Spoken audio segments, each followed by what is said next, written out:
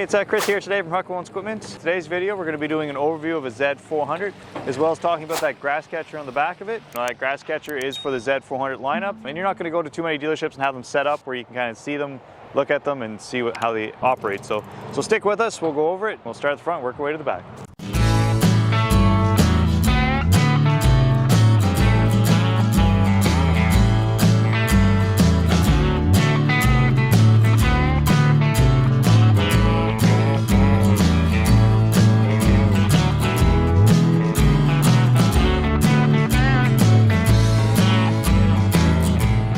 One question we get asked quite a bit is, what is a Z400? Why do I want it over a Z200? We'll start with what a Z400 is. And what it is the beginning of the commercial end of stuff for Kubota. Again, it fits right in that product line between the Z200 and the Z700. You know, you get all those creature comforts of a step up over the 200, so you know whether it's a nice deluxe suspension seat or fancier, bigger tires, and a bigger, more robust frame in it, as well as the Kawasaki engine. What does that translate to over a Z200? So it starts with a 42-inch deck and then goes 48 and 54. Either a Briggs or a Kohler motor, and then I think after that you get into the suspension seat, non-suspension seat, LED lights out front. Whenever you step up into the Z400, well, what do you get? Why do I want a Z400? Well, generally speaking, you're going to be cutting a little bit more grass, or you're looking for more creature comfort. The Z400 is going to deliver on both of those in spades. So whenever you talk about the Z400s in particular, you're going to get 6 model choices.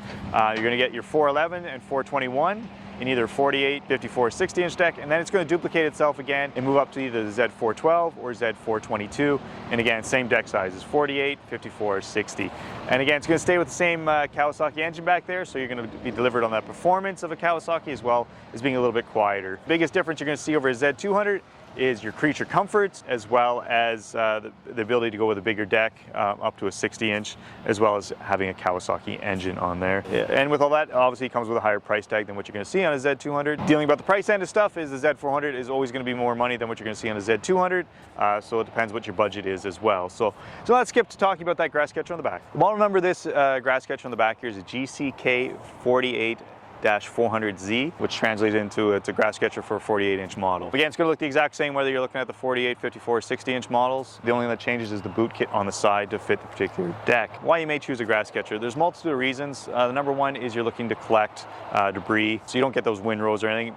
Basically, you're going to be a big lawn guy. You're going to love your lawn and want to collect it so you don't have those grass clippings hanging around. Usually you're going to be on larger acreage where you can go dump it off to the side. After that, this particular grass catcher, what makes it so special is the capacity of it. You know, it's going to hold 7 bushels under there, which translates to 250 liters. So high capacity that. There is a chute under there. It's not going to just fill up one bag. It does fill up all 3 and packs are right in there.